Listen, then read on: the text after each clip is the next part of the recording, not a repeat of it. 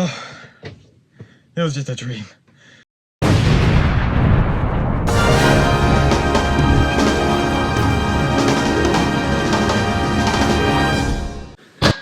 So, I am gonna address off the bat that the elephant in the room. Yes, I'm in my vacation caravan in Brighton, but nope, I'm not gonna do a luxurious tour around because I need to talk about the one and only masterpiece everyone has been talking about, the Odyssey, and I have to say, just like everybody else, it is a bunch of trash. Going into the trailer, high expectations, second trailer, high expectations, all the way through to the final film. I loved every second of it.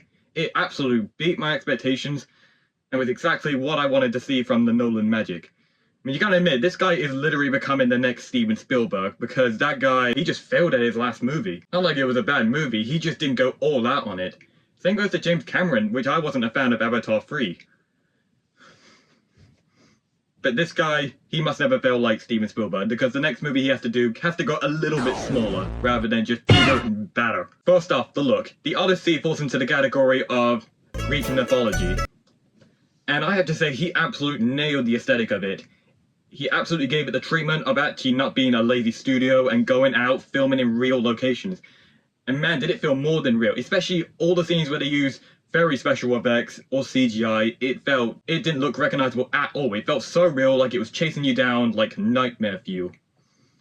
Now, as I have to say, a lot of the props and costumes were done so well, it made the entire army look very realistic and scary, just like how The Force Awakens made the stormtroopers look very scary. And then we get to the cast of the movie. Despite us having a stacked cast, it was just enough to make you feel like it's actually actors playing these characters without them feeling like they're just being themselves in it. I knew Tom Holland really just couldn't turn down the role of this. He was very good in it, and this felt like a grand return of him to theaters since he hasn't been in one since Spider-Man No Way Home. Or any movie at all since Uncharted. Especially that I have to do with another Tom Holland movie very soon, with Spider-Man Brand New Day. And then we have Matt Damon as Odysseus. And I thought, oh, he just went all out with this. It didn't even feel like usual Matt Damon. He felt like he was being a true leader in this, even though he took a lot of stupid directions in this, and sacrifices. And then finally, we get to what I think was the most surprising one, Robert Pattinson. Sorry, I have to just rant here. My introduction to this actor was Mickey 17, and I have to tell you, I couldn't even sit through 20 minutes of this movie. I don't know how anyone thought even it had a good intro. Every single part I watched just stunk every way you cut it. But it's not his fault, despite that even him and everyone else's acting was just awful in it. And the fact that this really lacks originality. So this really got my like back for Robert Pattinson, because he also did a great job in the Odyssey. It was my biggest surprise. And everyone else, like, yes, Anne Hathaway, Charlize Theron were also good. And then people like John Leguizamo, yeah, I didn't see him that much. Yeah, a few of the cast members didn't get a lot of screen time or were that recognizable, but they were still good. And the drama stuck out like no other Christopher Nolan movie. And it actually fitted very well with how they embedded the source material of actual Greek into it. One thing I found kind of hilarious and surprising that I didn't see in any of the trailers was when I saw a lot of mythical creatures and non-make-sensical things. But that was before I knew when the fantasy genre was implemented into the movie as well, but I didn't know that. And God, is this the scariest movie that is not a horror movie, trust me. It is full of nightmare fuel and just packed with a bunch of action that really feels like you're just being chased down. On top of that, it actually managed to tell the story of the real Odyssey very well from beginning to end. Everything you see kind of feels a bit recognizable if you've ever learned about Greek mythology back in school or something.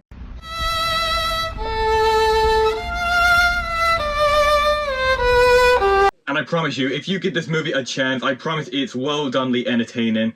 There's nothing that feels like it goes on for too long or too fast. Whenever it feels like it's dragging in a way where you want to really see more. See, I was all like, please give me some more, give me anything you got to show and tell.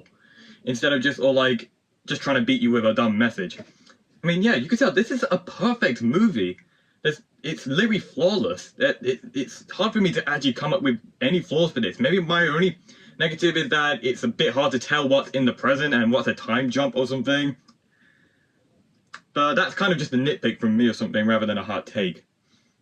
And I also would say, the plot was still pretty complex and I'm horrible with complex roles. But I don't care. I don't care about story. I just care about action and character growth, and they nailed that way better than the story. And literally, the brutal damage and flashing images just made my heart rush so much it felt like I was in first-person perspective on this. And that's good, because it really showed when they made this movie. It felt like they made it as if They know that we're all human. It makes us feel more human, rather than the AI slot we have to go through. Because I would like to see AI go against Steven Spielberg, Christopher Nolan, and James Cameron. Even if they don't hold up with their new movies today, their old ones still hold up. And trust me, if you don't like Greek mythology or just any history at all, go watch this movie. I promise you can have a really good time with this while still learning something. You don't have to really get any of the story, because all I just love is the freaking action. And freaking character growth. And for the music, they had to use music very well for this. They did. It was literally hard, heavy-hitting drums all the way throughout the movie, and it was used very well. Unlike trailers that just use heavy-hitting drums way too much, that just feels really out of place.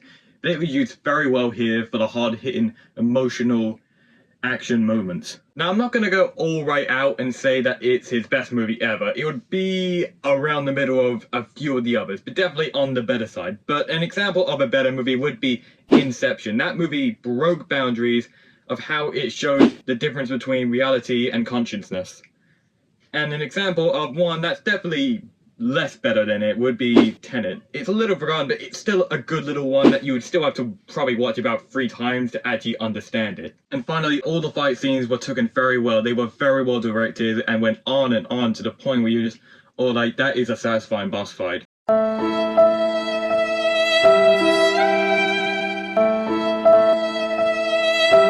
You could tell this is a love letter to Greek. And I honestly have a feeling it's gonna make $1 billion, because they had a great opening weekend despite not having a 5-day opening weekend. Doesn't say the same to me, because I don't think I had such a good theatre since not even half of my room was full. So go watch this, no matter what you think of any old historical times of Greek. And yeah, that's not to say that look at everything I've just ranked, nothing is under a 6 out of 10. You can tell that this has been the best year of movies, and this is one of the biggest examples of it. And coming from Tom Holland, oh my god, it's a marathon with the next movie I'm gonna watch. Same with Zendaya, of course. That doesn't mean I'm gonna watch Dune 3. I will defend Avengers Doomsday till the day I die.